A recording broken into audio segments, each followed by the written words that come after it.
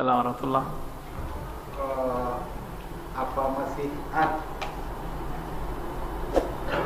Apa masih ada ulama sekarang mengistilahkan tentang hukum bank konvensional tentang ribanya?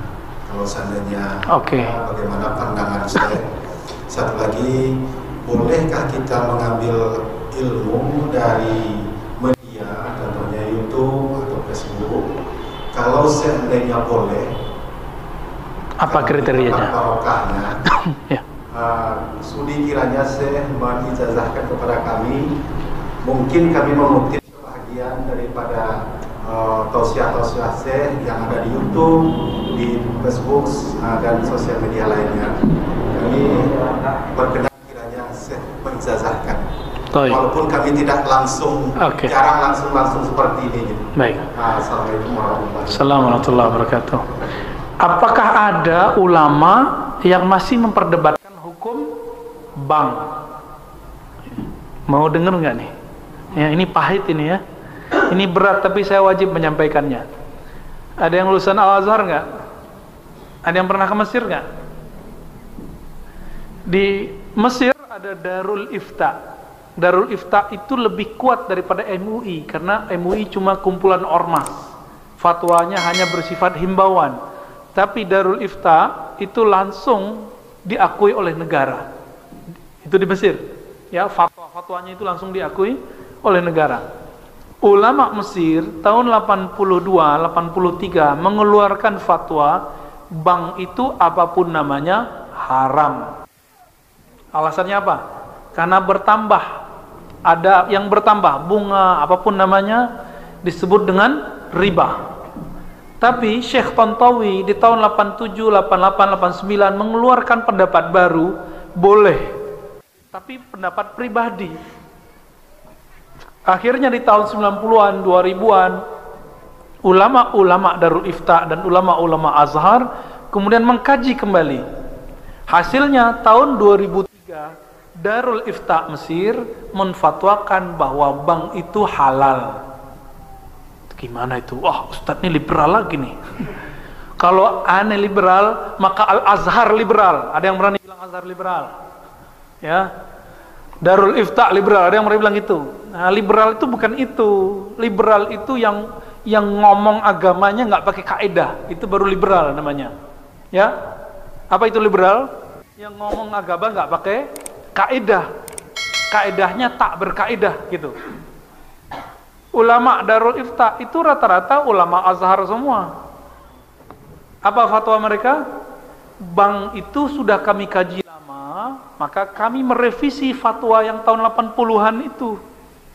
Jadi di kalangan ulama sendiri ada revisi. Masa yang bukan ulama maksain ulama? Ustadz kadang takut sama jamaah, akhirnya Ustadz terpaksa juga ikut-ikut sama selera jamaah. Tapi kata guru kami ya, menanggapi perdebatan itu, Syekh Ali Mustafa Yaqub, Kiai Ali Mustafa Yaqub itu punya buku. Ada ikan tuna kok pilih bawal gitu. Ada ikan apa yang gede-gede itu? Ikan kakap kok pilih teri. Maksudnya apa? Udah ada bank syariah kok masih terjebak bank konvensional, meskipun ada ulama yang membolehkan bank konvensional. Jadi, gimana sikap kita terhadap persoalan bank? Karena ulamanya beda pendapat, maka antum harus siap-siap beda pendapat dan beda pendapatan. Ya. Lalu ada persoalan di sini ya. Saya melihat, memandang, meneliti, mengobservasi orang-orang yang mengharamkan bank, gerakan anti riba ini nggak kafah juga. Dia gerakan anti ATM, kredit, debit, bahkan anti bank syariah. Namun masih pakai fulus rupiah. Kalau berangkat haji pakai real dan dolar. Saya mau tanya, yang mengeluarkan nilai, bukan nyetak, kalau nyetak ada pencetaknya ya, yang mengeluarkan nilai angka rupiah itu bank atau emas? Terjebak nih, lagi serius. lagi serius-serius dibuat begitu jadi keblinger ya, kebleng ya. Yang buat itu bank atau bukan? Bank apa yang mengeluarkan nilainya? BI. Antum itu mengharamkan bank tapi pakai produknya, tuh tanda nggak paham hukum fikih dan kawaid fikih. Dalam kaidah fikih ada sebuah kaidah at-tabi'u tabi'un.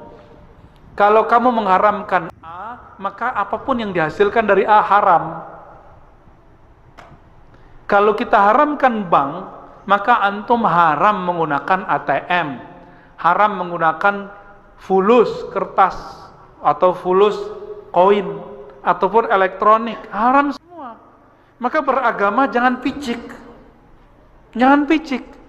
Oh, kita kembali ke dinar dan dirham. Allahu Akbar. Dinar itu diadopsi Rasulullah dari Romawi. Ya kan? Nabi aja bisa ngadopsi, masa ente nggak ngadopsi? Ini mau kembali ke zaman barter kali ya? Mau zaman barter? Nauzubillah min dzalik. Yang dianggap ilmu ternyata ketidakmengertiannya. Tidak mengerti itu kalau bahasa kasarnya apa? Jahilun. Tapi kita nggak pakai ya, walaupun sebenarnya begitu. Jadi ulama kita beda pendapat. Saya sudah tanya ke MUI di pusat, ternyata MUI yang mereka masuk ke DSN, Dewan Syariah Nasional, itu ternyata pas dicek dompetnya separuh itu bank konven. Tapi dia duduk di Dewan Syariah Nasional yang membawahi bank-bank syariah. Kan aneh. Iya, ternyata ulama-ulama yang yang menganjurkan bank konvensional sendiri juga belum tentu mengharamkan bank ulama yang menganjurkan bank syariah belum tentu juga menganjurkan bank. Begitulah ya. Dia belum move on 100% gitu. Seandainya Indonesia ulamanya serius, ayo kita bareng-bareng tinggalkan bank syariah, bank konvensional. Hancur juga tuh. BUMN itu membawahi beberapa bank. Kalau kita tutup bank, bisa hancur negara ini. Maka bank itu salah satu nafasnya negeri ini. Antum percaya atau tidak? Buat jalan itu kalau gak ada bank gak jadi. Ya, bangun kampus-kampus Islam, kampus-kampus negeri yang Islam, pesantren-pesantren, semuanya itu yang Islami. Tanpa bantuan lewat bank nggak jadi. Kalau lewat bank ketahuan mana yang gratifikasi, ketahuan nggak? Ketahuan Pak. Tapi kalau pakai kardus, pakai kotak, pakai plastik nggak ketahuan. Hati-hati di sini. Oleh karena itu, saya menganjurkan, mengajak, ayo ulama kita sudah buat bank syariah. Ya, namun jika memang belum bisa meninggalkan bank konvensional, ambil seperlunya, tapi bangun semangat untuk membesarkan bank. Ustadz kok pelin-pelan? Bukan pelin-pelan, kan antum aja yang belum move on ya. Saya udah 10 tahun sebelumnya saya nggak pernah pakai bank konven, tapi karena dapat fatwa dari ulama Darul Ifta itu berani lagi terima beasiswa lewat BNI. Ya, habis itu lewat Mandiri, habis itu lewat apa gitu. Ya, akhirnya kata imam-imam kita di Darul Ifta itu, masyayikh kita, siapa yang terkena perdebatan ini, faliyat yuqallid man abaha. Kalau kamu terjebak dalam satu ini, maka ikutilah ulama yang membolehkannya, biar hatinya tenang. Ini masuk ke khilafiyah. Kenapa dia khilafiyah? Karena bank tidak ada di Quran, tidak ada di sunnah, tidak ada ijma, tidak ada di. Tapi kalau riba ada di Quran, ada di sunnah, ada di ijma, ada di qiyas. Mengharamkan riba wajib. Menghalalkan riba diperdebatkan. Sampai kiamat gak selesai. Jangan paksa orang deh ya. Jangan paksa orang. Ini ambiguitas orang-orang yang anti bank, kok masih pakai duit. Jangan pakai duit baru antum itu pas gerakan anti ribawinya. Ya. Kira-kira begitu. Bolehkah mengcopy? Silakan di-copy jika antum ngopinya dari channel-channel kawan kita yang sudah duluan ngopi, jangan dihilangkan nama simbol-simbolnya. Tanda jujur. Kalau dalam ilmu hadis disebut dengan orang-orang ini siqah, tidak mudallis. Apa arti sikoh tidak mudallis? Terpercaya, tidak suka menghilangkan gurunya yang gurunya bermasalah misalnya. Misalnya saya gengsi nih nyebutin nama guru saya, langsung ke kakek gurunya, Anfulan. Si Fulan yang pertama nggak disebut, itu namanya mudallis.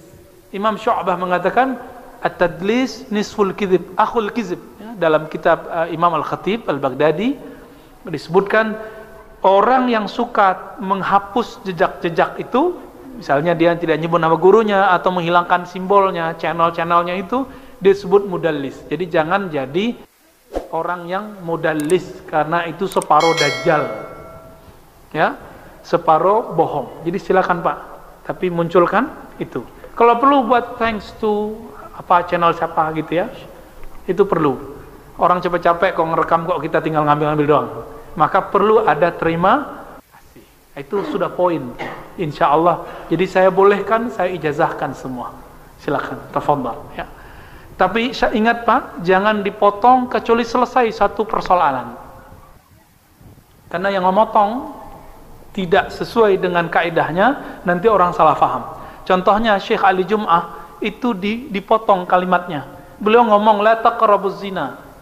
Karena ayat Quran, jangan deketin zina. Apa kata beliau? Allah tidak mengatakan jangan berzina, tapi katakan jangan dekati zina. Dipotong di situ.